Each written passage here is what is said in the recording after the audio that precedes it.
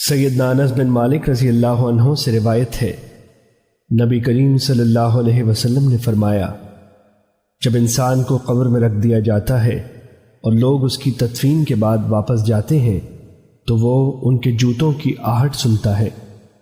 پھر اس کے پاس 2 فرشتے آ جاتے ہیں اور اسے بٹھا کر اس سے محمد صلی اللہ علیہ وسلم کے بارے میں پوچھتے ہیں، تو اس آدمی کے بارے میں کیا کہے گا؟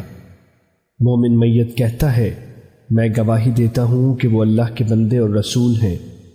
اس سے کہا جاتا ہے، تو جہنم میں اپنے ٹھکانے کی طرف دیکھ، اللہ نے تمہارے لیے اس کے عوض جنت میں ٹھکانہ تیار کر دیا ہے۔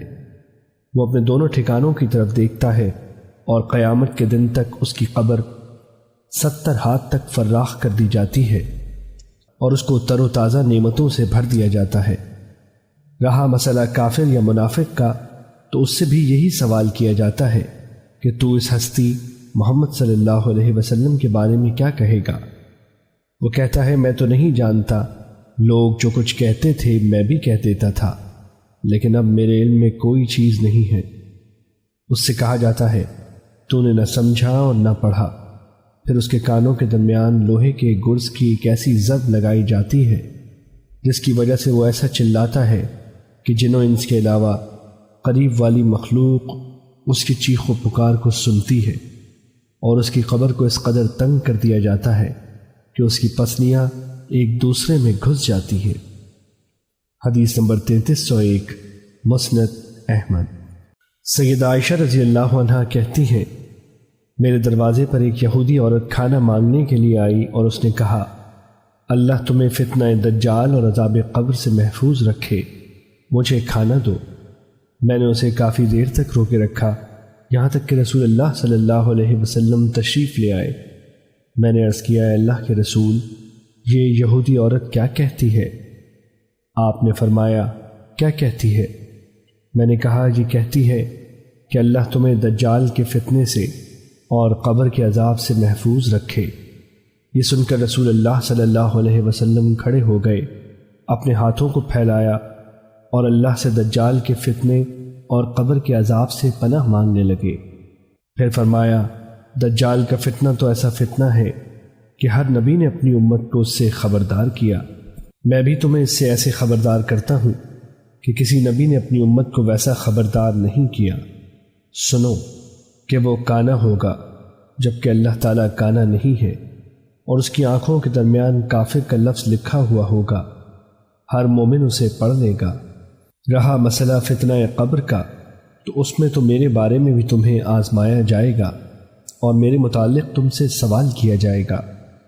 جب مرنے والا آدمی نیک ہوتا ہے تو اسے قبر میں اس حال میں بٹھایا جاتا ہے کہ اس پر گھبراہٹ اور پریشانی کے کوئی آثار نہیں ہوتے۔ اس سے پوچھا جاتا ہے، تم کس دین پر تھے؟ وہ کہتا ہے، میں اسلام پر تھا۔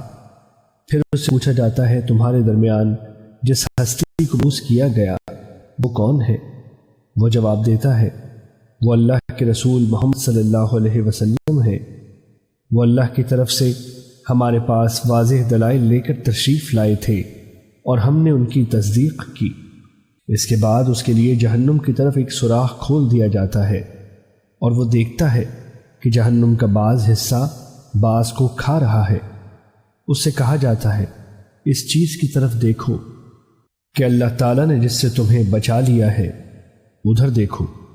پھر اس کے لیے جنت کی طرف ایک سوراخ کھول دیا جاتا ہے۔